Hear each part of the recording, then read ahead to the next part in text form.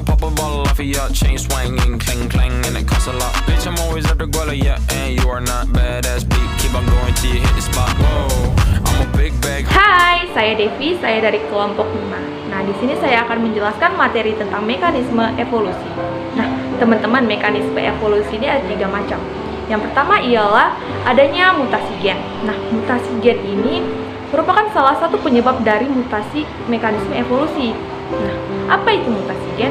Mutasi gen ini adalah perubahan struktur kimia pada DNA suatu makhluk hidup yang nanti akan mengarahkan pada terbentuknya spesies-spesies baru. Nah, otomatis terjadinya mutasi ini akan memiliki 2 kemungkinan. Kemungkinan pertama ialah mutasi yang menguntungkan, serta kemungkinan kedua ialah mutasi yang merugikan. Nah, bagaimana mutasi itu dapat dikatakan menguntungkan? Jika mutasi itu menghasilkan organisme yang adaptif. Sebaliknya, mutasi yang dikatakan merugikan adalah mutasi yang tidak atau memiliki organisme yang tidak adaptif. Nah, adaptif itu sendiri dalam artinya ialah organisme yang dapat mengelola evolusi atau organisme yang memiliki kemampuan untuk merespon perubahan-perubahan lingkungan dan mengikuti harapan stakeholder dengan cepat dan tepat. Nah, itu tadi mutasi. Kemudian mekanisme evolusi selanjutnya adalah seleksi alam. Nah, seleksi alam ini adalah seleksi yang akan memunculkan organisme adaptif. Nah, organisme itulah yang akan dapat beradaptasi dengan lingkungan dan akan memunculkan spesies baru juga. Nah, mekanisme yang ketiga adalah mekanisme seleksi buatan. Lah, kenapa sih seleksi buatan sekarang masuk ke dalam mekanisme evolusi? Karena akhir-akhir ini manusia sangat suka mengutak-ngatik atau merekayasa genetik suatu organisme supaya menjadi organisme baru sesuai dengan keinginan manusia. Makanya, kemudian seleksi buatan ini disebut dengan mekanisme evolusi. Nah, dari hasil seleksi buatan yang kemudian dijadikan misalnya melalui persilangan nih, bahkan kemudian melalui penyisipan gen, maka terbentuklah spesies-spesies baru yang dikatakan bahwa seleksi buatan ini dianggap bisa mempercepat, jadi dapat mempercepat terjadinya evolusi. Nah, teman-teman, mutasi gen yang kemudian seleksi alam dan seleksi buatan ini dianggap sebagai mekanisme untuk terjadinya evolusi. Hai. Nah, selanjutnya saya akan menjelaskan tentang frekuensi gen. Apa sih frekuensi gen itu? Nah, frekuensi gen merupakan perbandingan dari satu genotip dengan genotip yang lain. Jika individu-individu dalam suatu populasi mengalami perkawinan secara acak dan setiap genotipnya memiliki viabilitas dan kesempatan yang sama, maka perbandingan genotip-genotip dari generasi ke generasi akan tetap sama. Misalnya, dalam suatu daerah terdapat bunga sepatu berwarna merah dilambangkan dengan M besar dan M besar, dan bunga sepatu berwarna hitam dilambangkan dengan M kecil. Jika disilangkan, maka akan menghasilkan bunga sepatu berwarna merah muda dilambangkan dengan M besar dan M kecil. Secara sistematis dapat dituliskan dengan M besar tambah M kecil dikali M besar tambah M kecil sama dengan M besar ditambah 2M besar M kecil ditambah M kecil, atau disederhanakan lagi dengan M besar kuadrat ditambah 2M besar M kecil ditambah M kecil kuadrat. Terlihat bahwa perbandingan genotipnya tetap 1:2:1. Sekarang kita akan membahas hukum Hardy-Weinberg. Apa itu hukum Hardy-Weinberg?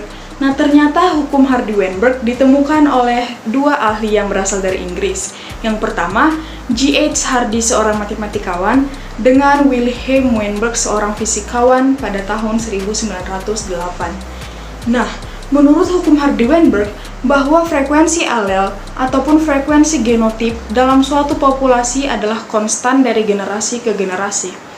Tetapi, populasi tersebut harus memiliki beberapa syarat untuk memenuhi hukum Hardy-Weinberg.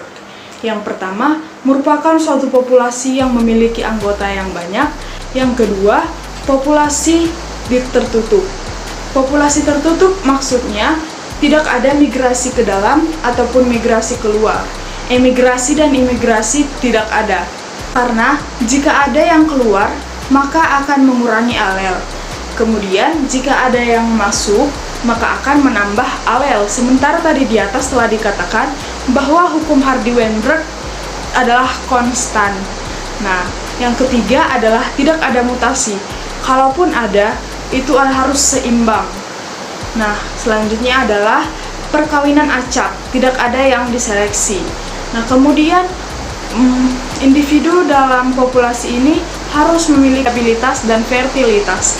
Viabilitas maksudnya kemampuan untuk hidup, sedangkan fertilitas adalah kemampuan untuk menghasilkan keturunan. Nah, itulah beberapa syarat untuk memenuhi hukum Weinberg. Oke, selanjutnya saya akan menjelaskan mengenai rumus hukum Hardy-Weinberg. Jika gen M sama dengan B dan M kecil sama dengan I, penulisan hukum Hardy-Weinberg pada F2, hasil perkawinan M kecil dikali M besar M kecil, yang gamet induknya setengah M besar dan setengah M kecil, frekuensi genotif keturunannya adalah seperempat M besar ditambah setengah M besar M kecil ditambah seperempat M kecil. Seperempat M besar kita ganti jadi P sama dengan P kuadrat ditambah setengah I. Karena M besar M kecil kita ganti menjadi I ditambah seperempat I kuadrat M kecil sama dengan P kuadrat ditambah 2 PI tambah I kuadrat, rasionya 1:2:1.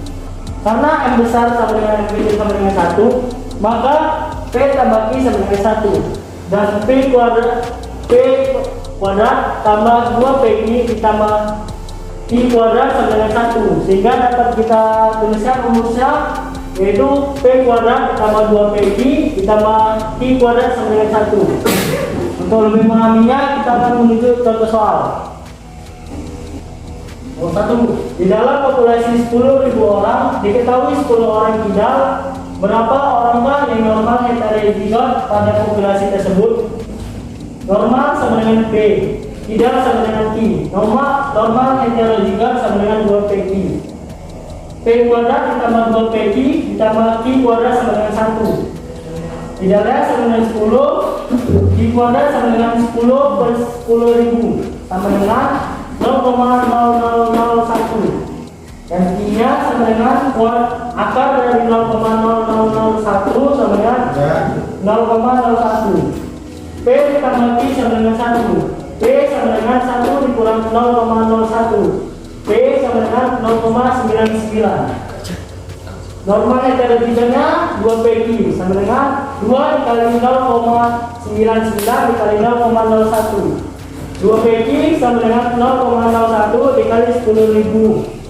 2 PQ sama dengan 100 orang.